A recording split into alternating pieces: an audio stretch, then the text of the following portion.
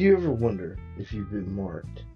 You survived the spectral sales event. You've seen the haunting results of life consumed by cheap thrills and impulse buys, courtesy of Wally Wimp and the Emporium. Now we move beyond the satire. Tonight, we open the door to the true source of that mundane dread. This is the launchpad for a brand new series, Steel Shadows, Visions of Richard Matheson. Across 10 episodes, we will analyze how Matheson's iconic tales, from robot boxers and steel to the road rage paranoia of Duel, directly mirrored the shadows in his own life. We'll explore the real-life trauma of a World War II veteran, the painful losses that informed his domestic horror, and the Hollywood frustrations that fueled his sharpest satire. The fear we confront tonight is more fundamental. It's the realization that you are merely expected to conform, expected to vanish into the relentless pattern of the ordinary. Prepare to venture into the mind of a master, prepare to see the world as Matheson did, where the uncanny twist is never far from the mundane truth. The curtain is up. The shadows are gathering. SL Tonight, Anthology, begins.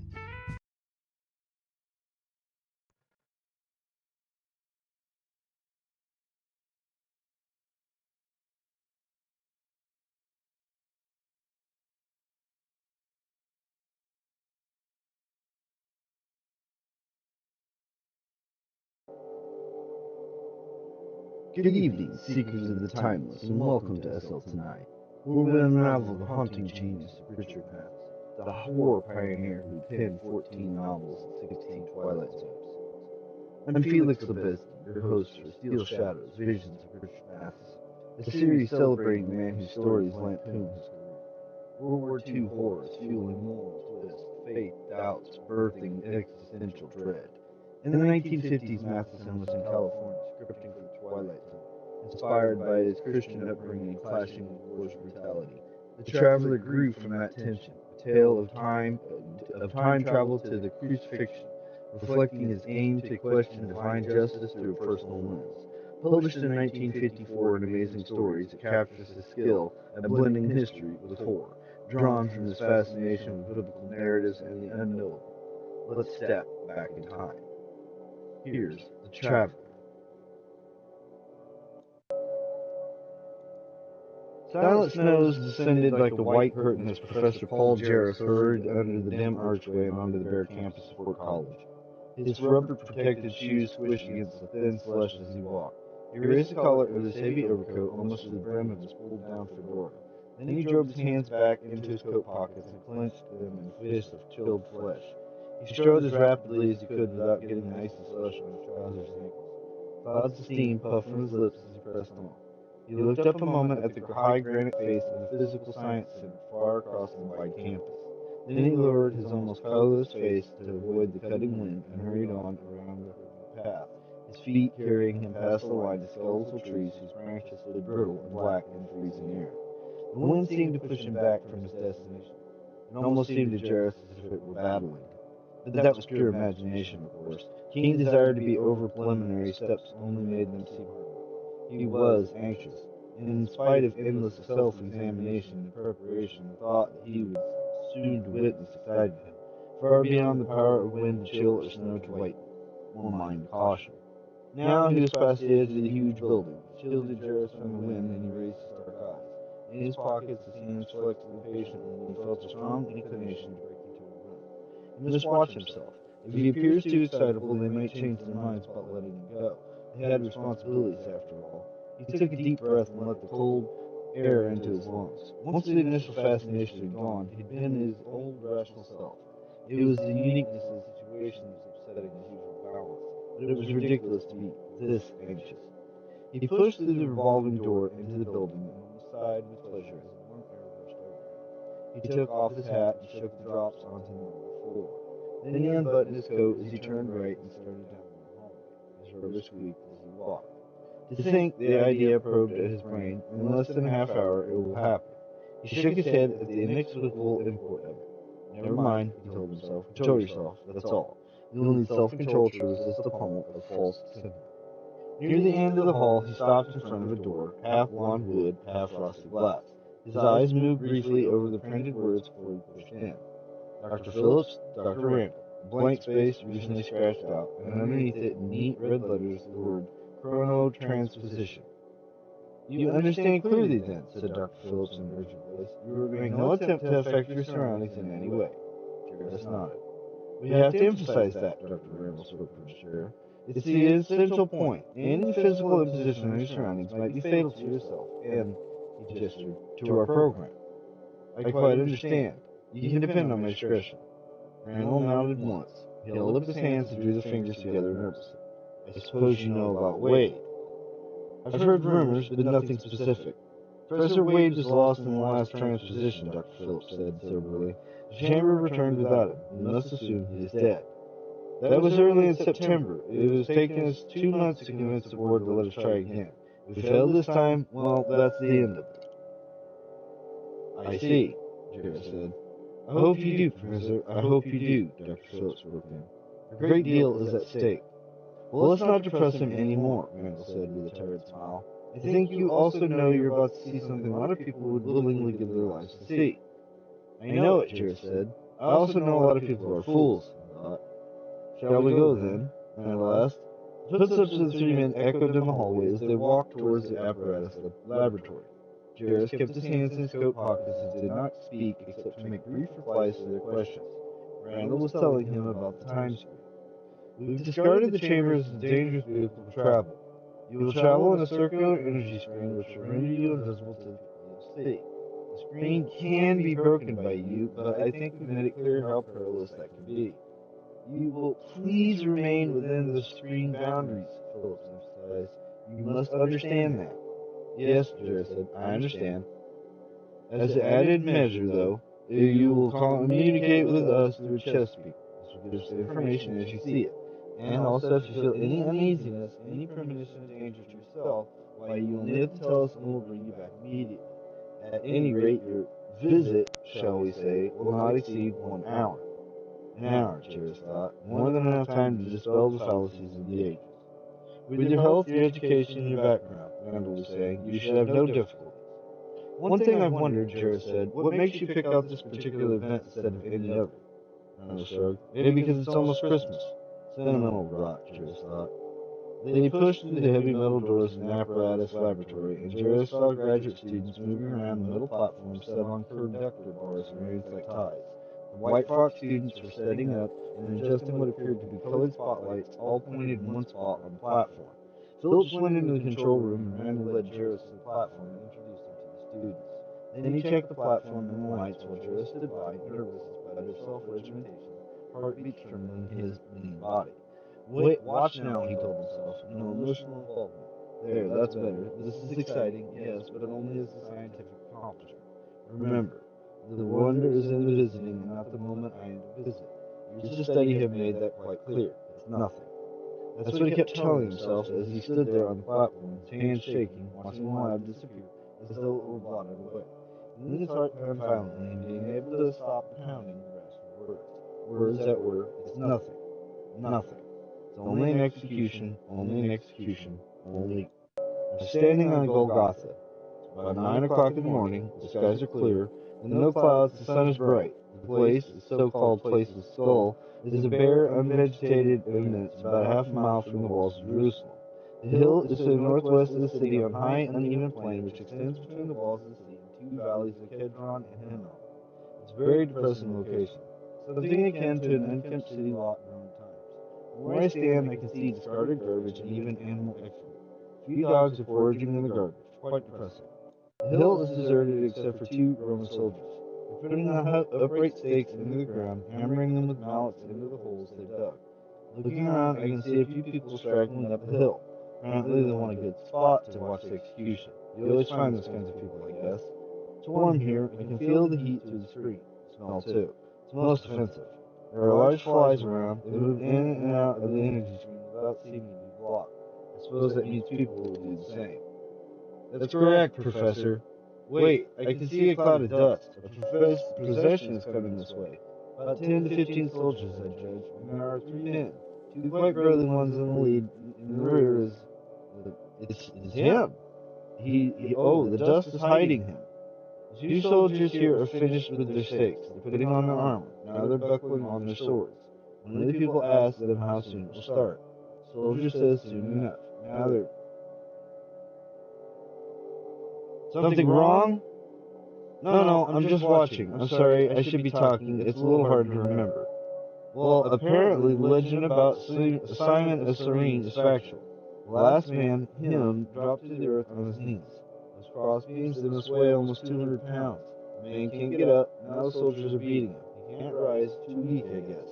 Some other soldiers are forcing a passerby to lift the crossbeam from the man's shoulders. The man stands. He follows behind Simon. I'll assume it's Simon of Cyrene. It can't be proven, of course. Now the procession is quite close. I can see the 2 thieves. Large men, hairy armed, with large, dirty robes on their bodies. They don't seem to be having any trouble with their burdens. One of them is even laughing, it appears. Yes, he is. He just said something to one of the soldiers in the soldier lab, too. They're almost here. I can see Jesus. He's bent over, but I can see he's quite tall. Over 6 feet, I'd say. But he's quite thin. He's obviously been fasting. His face and hands are almost white from dust. He's stumbling. He just coughed up from the dust in his lungs. His robe is dirty too. There are stains on it. Apparently, they've been throwing dung on it. His face is without expression, very stolid. His eyes look lifeless. He stares ahead of himself as he moves on. His beard is uncombed and tangled, so is his hair. He looks as if he's half dead already. As a matter of fact, he looks quite ordinary. Yes, he...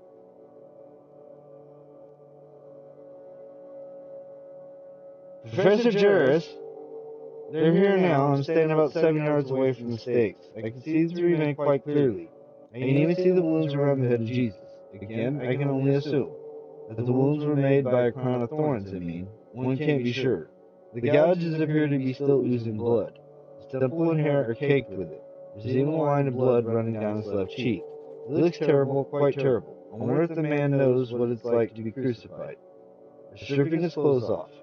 They're also taking off the clothes of the 2 thieves, I suppose they are. They might be murderers, one can't say. At any rate, they're all having their clothes taken from them. They're naked now. He's thin. My God, he's thin. What brainless sort of faith prescribes starvation for a man? Excuse my comments, gentlemen. I'm liable to make them without thinking. I have rather definite opinions at this moment in this man.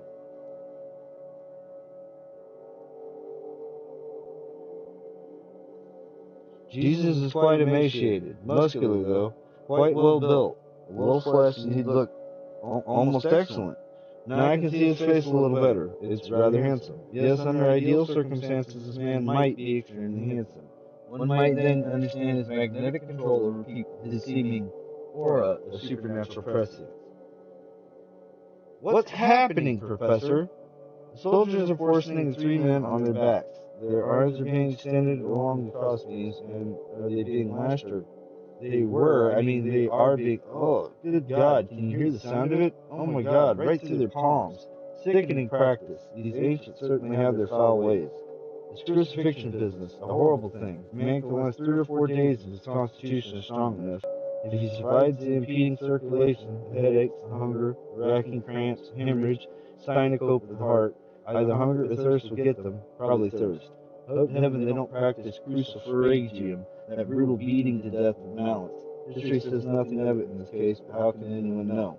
Except the idea occurs, except me. Professor Juris? They're here now. I'm standing about 7 yards away from the stakes. I can see the 3 men quite clearly. I can even see the wounds around the head of Jesus. Again, I can only assume that the wounds were made by a crown of thorns, I mean. One can't be sure. The gouges appear to still be oozing blood. Ugh. Next page. What is happening? They're being raised. The soldiers are lifting with them with the crossbeams. The thieves are jumping up in order to avoid torn palms. They're roaring with anger and pain. He can't get up. Oh God, they're pulling him up by his nailed palms. His face has gone white, but he doesn't cry out. His lips are pressed together, they're drained of color. He refuses to cry out. The man's a fanatic.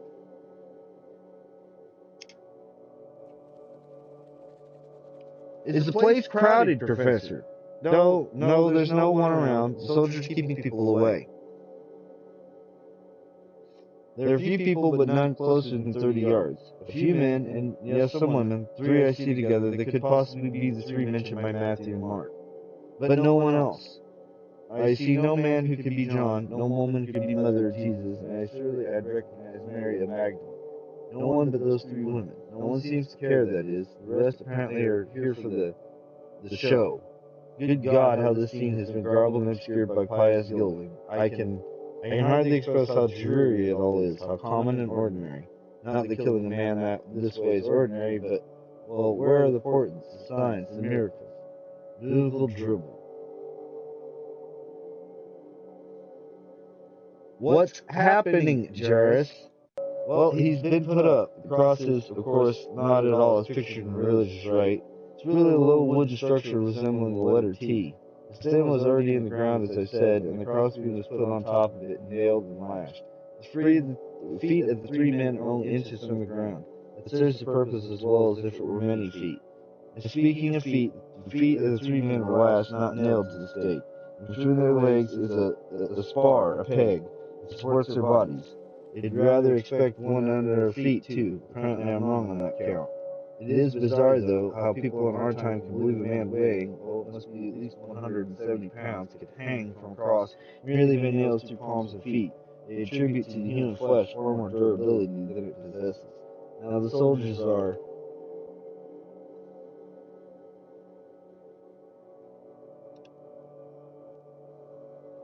What about the titular inscription, Professor? Oh, yes. Well, they are in three languages, it appears. There's Greek, there's Hebrew, and Latin. Let me see, Jesus of Nazareth. Yes, Jesus of Nazareth. The King of the Jews. That's the complete inscription. Have you got that? Jesus of Nazareth, King of the Jews. Apparently John has some factual information about the crucifixion anyway, even if he isn't here as the claim. Yes, the soldiers are holding a drink up to Jesus. I assume it's a soporific intended to induce stupefaction that the Jerusalem women are reputed to have prepared for all such condemned criminals. He refuses it. He turns his head to the side. The soldier is angry. He draws back as if he needs to strike Jesus, but he changes his mind. The other two men are drinking the wine and myrrh the soldiers hold to their lips. They're smacking their lips. One of them says something. I didn't hear all of it. I heard the word good, though. They're both smacking their lips. One of them apparently is asking for the drink Jesus refused. He doesn't get it. He turned and jeered at Jesus for not drinking it. He speaks so fast I can't catch his words. I think he must be half drunk with terror anyway. Soon he'll be insensible from the drink, though. That will be his release. Jesus chooses to have no release. That's his privilege as self-appointed martyr. You were saying before about the soldiers, Professor. The soldiers, oh yes, they're casting lots of clothes. I imagine I don't have to tell you there's no robe I can see that has no seam. They're all three very ordinary robes with very visible seams. Well, that seems to complete the basic details. The three are up. I'll study Jesus now a little. May I move closer? If you wish, but be absolutely certain you remain within the energy screen. I'll be careful. I'm moving about 6 yards away now. 5, 3... This will do. I don't think I can better get any closer. Is everything alright?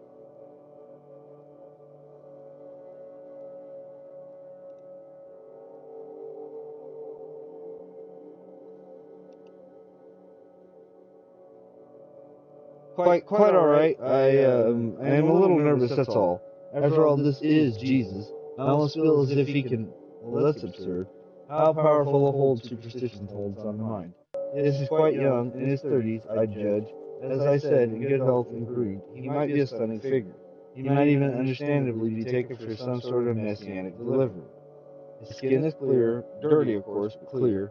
His mouth is rather wide, full-lipped, a strong line. His nose isn't hooked. It looks almost, almost Grecian, you might say. He is quite handsome. Yes, he's quite a handsome man. The eyes are... Professor? Well, at least our theories are vindicated that later description of the crucifixion is almost primarily based on prophecy. It's obvious that very little in the Bible transcription of the scene is factual.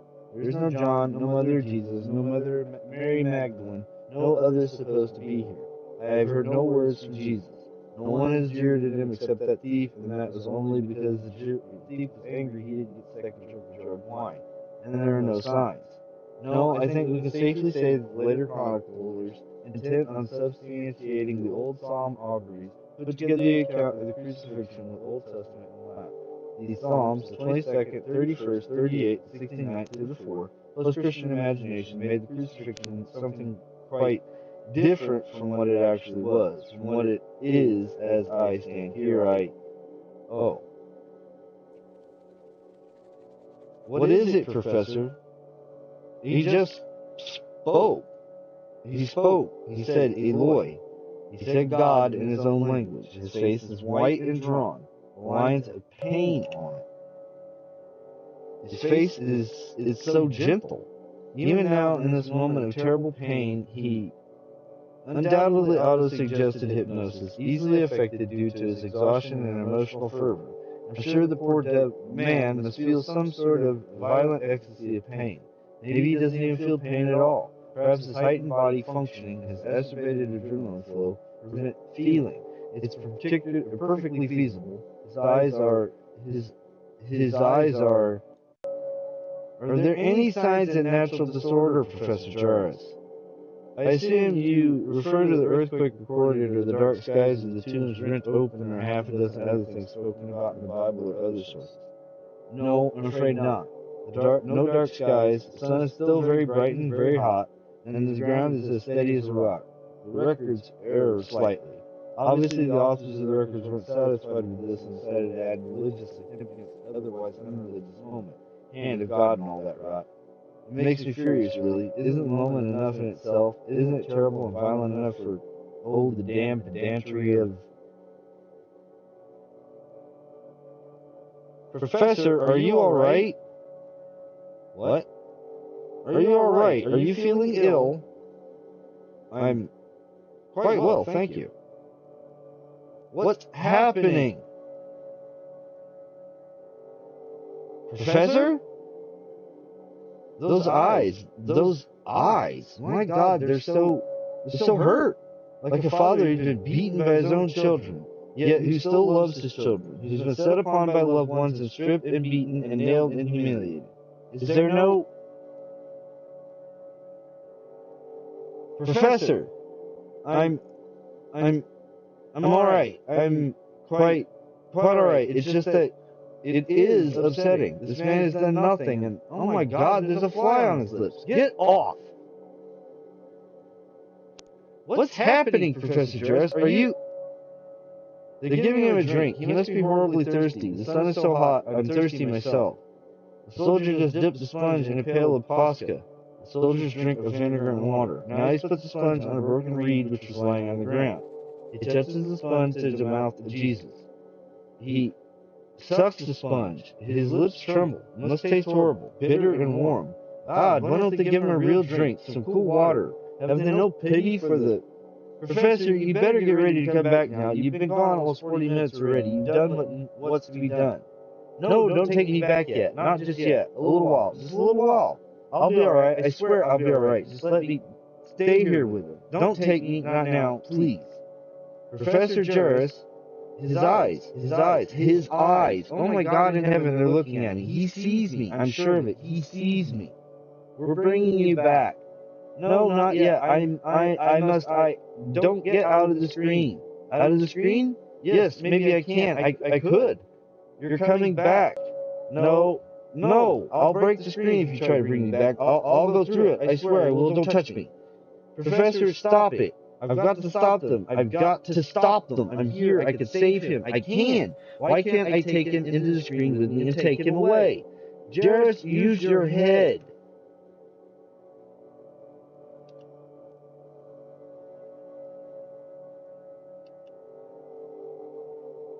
Why not, damn it? Why not? I'm not going to stand here and let them destroy him. He's too good, too gentle. I can save him. I can. Jarvis, you've done your job. Now let him do his. No. Lock the screen. What are you doing? We'll have a chance to bring him back in a few seconds. The screen lock will hold. Let me out. God help me. Let me free. Stop it. You don't know what you're doing. Quickly. No, stop. Don't take me. Don't. Look out. They dragged him frenzied and kicking from the platform. They carried him into the office and put him down on a cot, and Dr. Randall drove the syringe into his arm. In a half hour, Professor Jarvis was quiet enough to swallow a glass of brandy. He sat in a big leather chair, staring straight ahead, his eyes lifeless. His mind had not returned with his body. It was still back on a lonely hill beyond Jerusalem. There were things he could have told them, word pictures to bolster history. He could have described the clothes worn on Golgotha, the words spoken there, the moment in its bleak and brutal entirety. In all this he could have told them especially that, and bringing them back so quickly, they had caused the phenomenon which the Bible recorded as a quaking of earth and rending of rocks. None of these things did he tell them. He told them he wanted to go home. He put on his coat and hat and overshoes and walked into the gray murk of afternoon. His rubber-covered shoes crunched in the hard-packed snow. His eyes stared into the curtain of soft-falling snow. The other things were not important, he was thinking. True or untrue, they didn't matter. The water and the wine, the lepers cleansed, the sick healed, the walking on water, the return from the grave, none of them mattered. Men who sought for hope and physical miracles only were childish dreamers who could never save the world. A man had given up his life for the things he believed in. That was miracle enough for anyone. It was Christmas Eve, and it was a lovely time to find faith. And that was The Traveler, a story that springs from Richard Matheson's inner conflict with faith. At 28, fresh from World War II infantry, Matheson was in California submitting to pulps like amazing stories inspired by biblical tales that clashed with his war experiences. Death, loss, the absence of divine intervention. It lampooned his career, faith's certainty shattered by horror, his Christian roots twisted into doubt. Writing for Twilight Zone, he drew from Old Testament stories and his father's Norwegian immigrant piety, aiming to show how witnessing the divine could unravel belief. This tale pushed his boundaries, blending time travel with theology, influencing his later works like What Dreams May Come. It's a window into what drew him to question, is God a savior or a distant spectator? Richard Matheson, the visionary behind The Traveler, turned the time jump into a faith crisis. The story asks, what if seeing the divine shatters your beliefs? Join us next time for Steel Shadows, Visions of Richard Matheson on SL Tonight, as we keep unearthing his enigmas. Good night.